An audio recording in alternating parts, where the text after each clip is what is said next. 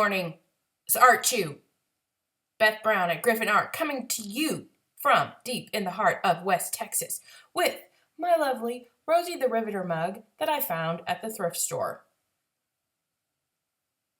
It's at the National Museum of American History in the Smithsonian, the original. But I love her. I always have. So I paid $0.25 for it. There you go. And it's not weird to me drinking out of cups from the thrift store.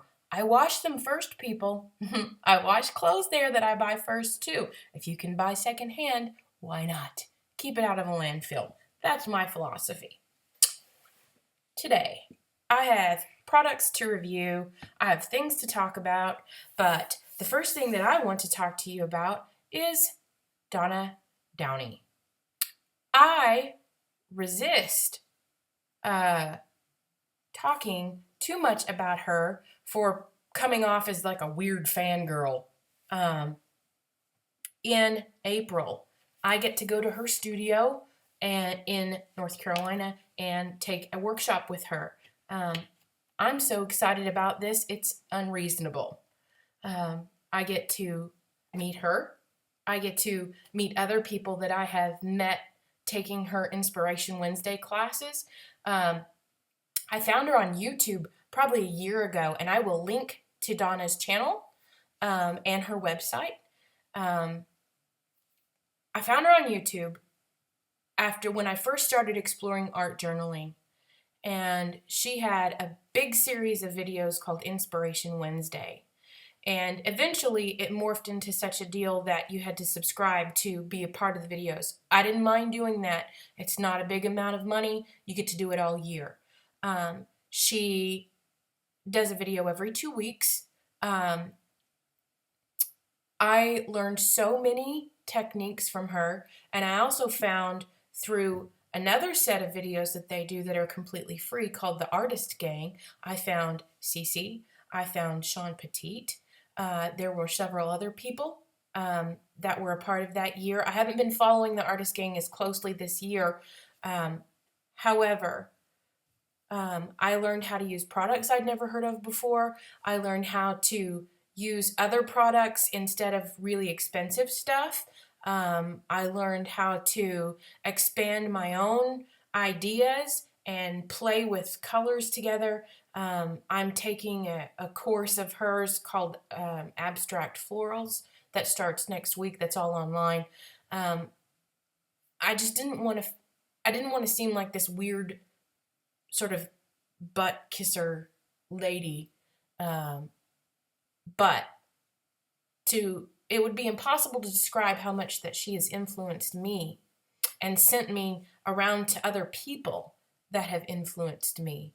And so anyway, I participate in Inspiration Wednesday, and I was very thrilled to find out that some of my friends that I've met at the crafters community are participating in it this year, and I really hope you guys like it as much as I have. This is my inspiration journal. I splurged this year and bought one from Donna's studio. They're handmade. They're cloth. I know a lot of people choose to make their own, which would be super fun, only I don't sew. Sewing makes me curse.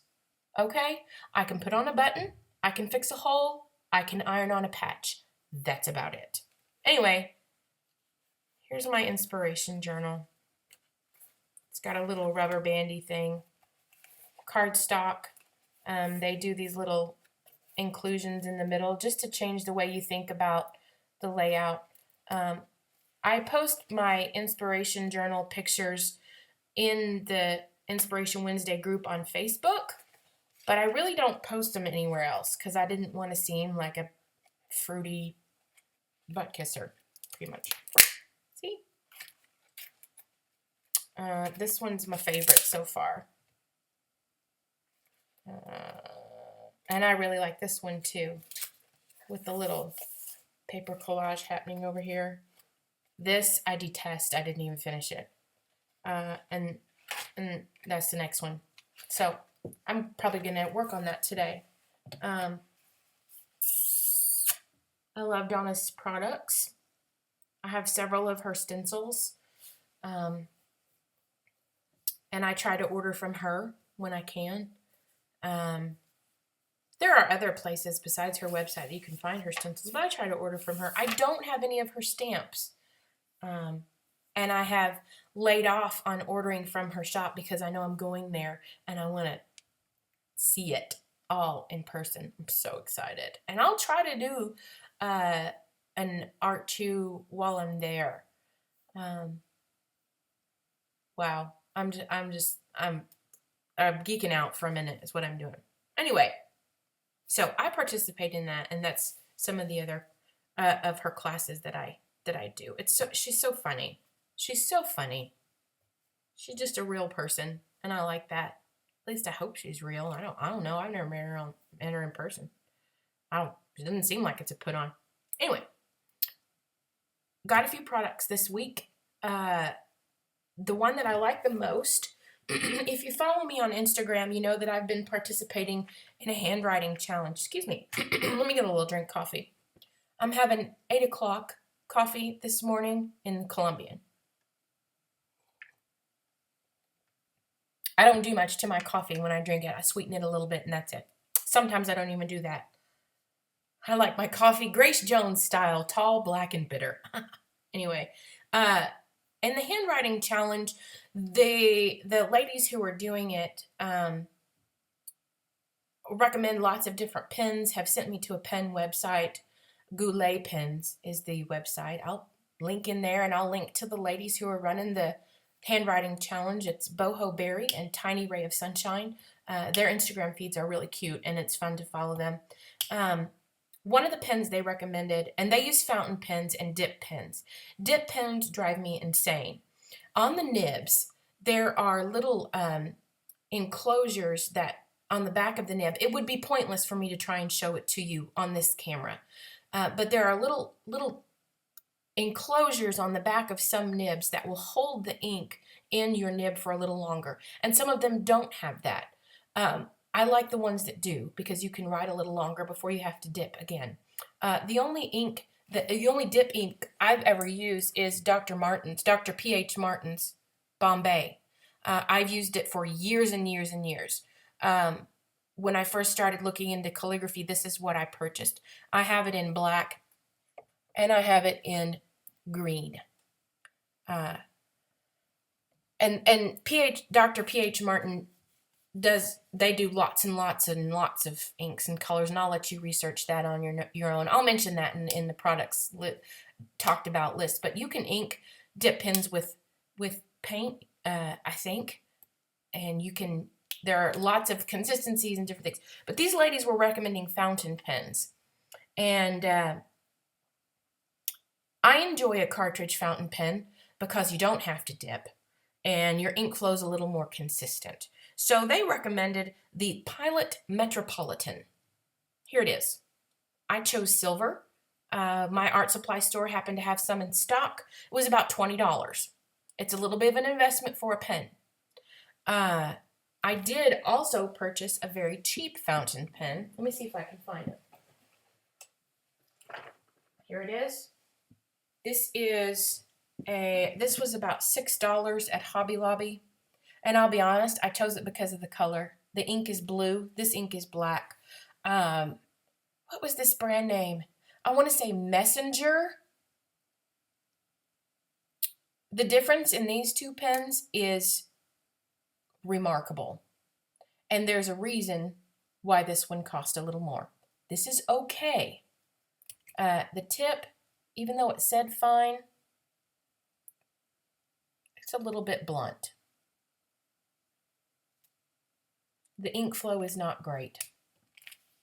This, on the other hand, it's like writing with butter. The tip is quite fine. It moves across the paper better. It's a lovely, lovely pen. And I have no ambitions of spending more than $20 on a fountain pen. You can go crazy. I mean, upwards of $300 on fountain pen. I'm not a collector. If that's something that you want to do, you go right ahead. But I am not a pen collector, and I wanted this to be functional and to provide me with a little better flow on the paper. The practice is good. So that what they've done is they've given you a prompt for each day in the month. And I keep mine in one of these little paper moleskins. I've shown you these before. It's Rock Your Handwriting. I wrote that in the inside. And then I just put the date and what the prompt was and do the thing underneath. My lines are still a bit shaky. And in the beginning, it does look a little bit like kid handwriting. But that's okay. That's the point of it, is to get better. So that's been fun. I also picked up a set of these, how do you pronounce this? Staedtler Fineliners. These are bleed proof. They work really well in my bullet journal. These were also a recommendation from the same gals that are doing the handwriting challenge. And it comes with this neat little prop up thing. I really wanted to compare these to the Ironlak Fineliners that came in my sketch box. There's not a ton of difference. They both have the triangle shape so they don't roll. I like the tip on the Staedtlers a little better because it's got a bit of a rounded action on the tip. These are pretty square. There really is not a whole lot of difference. These are 0.3 and these are 0.4. Water-based dye ink. Same thing here. So now I have a whole lot of Fineliners, pretty much, is what I'm saying to you. I could return those, but let's be honest, I don't really return anything. So that's new product that I have tried out. They're nice. I like them. And they saturate the paper well and don't really bleed unless you're just, stabbing or coloring over the same area over and over and over again. I want to give a shout out to my friends at ASL Art Supply and Varsity Bookstore here in Lubbock. I've mentioned them before. I bought an ounce of Titan Buff paint last week. Realized that I purchased the wrong color. Went back in. My sweet friend Karen that works there and has offered me a job, which I might take her up on someday when my kids go to school. Let me switch it for the color that I did need, which was Raw Umber. They were in the same series. There was no price difference. She didn't even ask me for a receipt. We just swapped and called it good. So they're good to work with you like that. And it's such a neat building. They've been in that building for 80 years, I think. The Varsity Bookstore has been there as long as the school has, I think, or was established shortly thereafter. So it's a really, really cool place. What else new? I know that I have new things. Oh, this is not brand new, but something that I discovered in my papers that I forgot I had. Podge makes a whole line of papers. They call them Podge Papers. Good job, marketing department. But the paper has nifty stuff to cut out and Mod Podge or slap on an art journal page. I like those. I like this page a lot too, with the bottle caps and these little sort of tag looking things. Loved it. So, and I pulled and it's got some letters here. I probably will use some of those today, although you do have to cut them out and glue them down separately, and that can be a pain in the behind, but whatever. It just depends on what your motivation is. I liked this page. I thought they were neat, and they're double-sided too. These over here are pretty neutral and faded out. Might make a nice background on a card. That one's pretty. Which I have to make a birthday card today, so I'm going to do that. Got some more mail art from a swap last month in a group that I participate with. This was awesome. The gal that sent this to me, oh, there's my address. You don't need to see my address. See? I forgot to cover that up. Maybe I can pixelate that out in post-production. We'll see. That'll give me a chance. There. See? I think she hand drew this. And it looks like she jelly printed. And there's the back part. So she did a really good job. I loved it. And I got a couple of more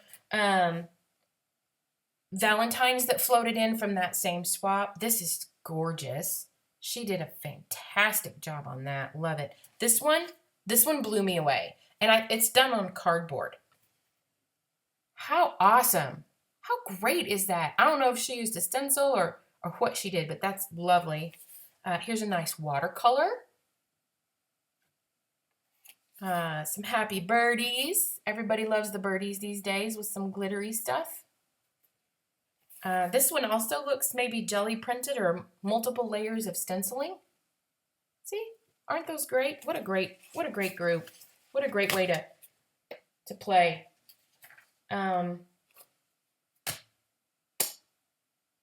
That's close to it. I'm at 15 minutes already. Been on spring break this week. Don't know if I'll get this loaded before I leave tomorrow. We're taking a quick trip tomorrow to get the kids out of town, just overnight, take them to the zoo, and they'll have fun with that. So that's where I am. What are you guys up to? What are you making? Do you post in the crafters community? You should if you don't. Yesterday on Craft It Live, Heather did a second show of a big mixed media canvas. It turned out wonderfully. Did a great job on that. And that's pretty much all I have going on this week. It's been a slow week. I'm working on the book cover for my friend's novel.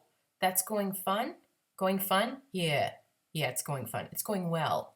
We've had a lot of fun passing that back and forth and working on it. It's been a blast. And I've gotten to know her better in the process, which is always a plus in my opinion.